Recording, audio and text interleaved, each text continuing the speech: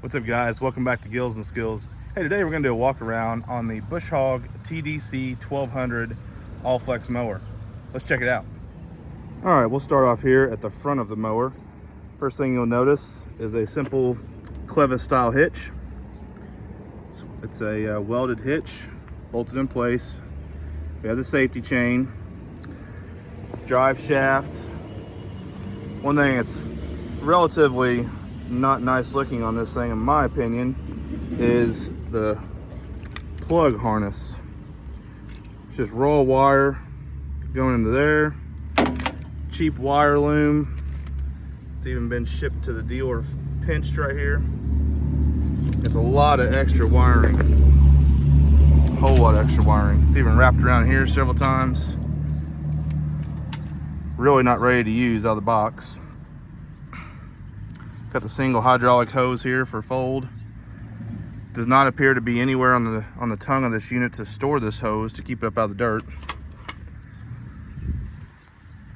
Next thing we'll notice as we move back on the mower is the way it unlatches. You got a hook on each side. This is for shipping, looks like. So it's a manual pull release. Got a little handle, looks like here.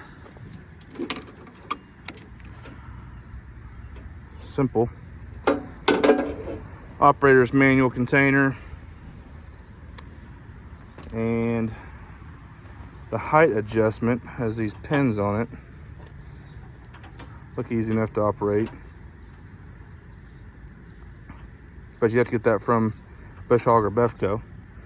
I'm pretty sure Bevco makes this for Bush Hog. The tires are solid. They're very small, which means you're gonna have a lot of ground pressure. Being solid is a positive, so you don't have to worry about flats.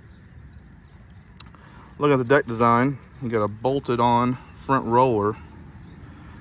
One thing I noticed that looks to be a concern long term is where these three bolts, and really all the bolts, go through the deck.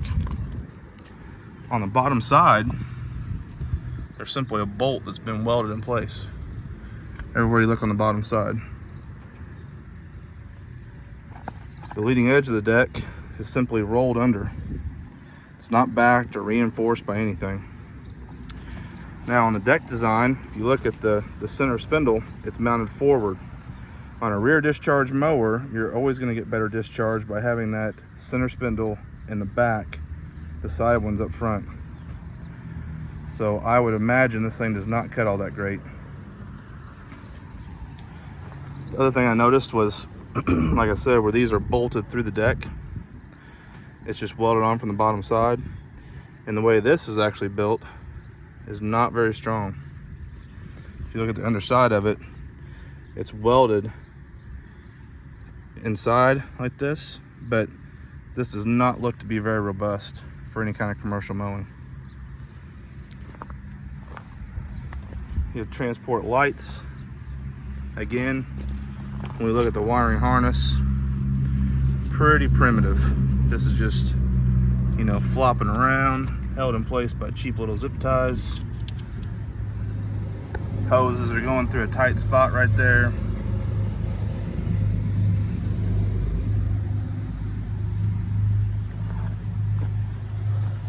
Looks to me that Bevco makes it. And got the slow moving vehicle sign on the rear. Last thing to point out, looks like, is on the transport tires. They are a 205 6510, and those are Lodestar brand tires. And they do have bearing buddies, so it is a greasable replaceable bearing. And on the bottom side of the decks, looks like if you over grease it, it can bleed out, but it also, to me, would allow dirt through those holes on each spindle to get up into your bearing. The other thing I'll point out is where the spindles do go through the deck, This reinforcement plate is very thin. Looks like it's, I don't know for sure what the thickness is, but it's very thin compared to what I see on the Land Pride unit. You can still see those very primitive weld-on bolts that go through the deck. And the grease you can see just slings all over the underside of the deck. This mower's not even been sold yet. It's already slinging grease everywhere. It does have the rear chains on the deck. On a Land Pride finished mower, you don't need that because of the back slope of the deck directs material down to the ground. You will not need that on a Land Pride. So for sake of comparison, what I was saying about the center spindle being forward, here's an example of a Land Pride finish mower. You can see on the rear discharge mower, the center spindle is at the back. These are both up here. So what that does is it gives you better grass distribution out the back. And the back slope on the deck from here to here is downward sloped so that it will discharge the grass down, and any type of debris or anything that you hit will be directed down to the ground. So that concludes the walk around. Hope it helps anybody considering buying a finish mower to kind of understand a little bit about this Befco / bush hog mower. Thanks for watching.